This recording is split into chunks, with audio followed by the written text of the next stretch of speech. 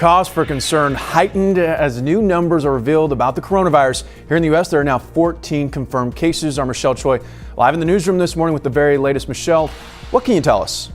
Well, Xavier, overnight, the Chinese government reported its largest single-day death toll from the disease, with 242 deaths reported. Nearly 60,000 people have been infected worldwide. The World Health Organization warns the coronavirus outbreak may be far from over, and the CDC says the U.S. should prepare for an outbreak.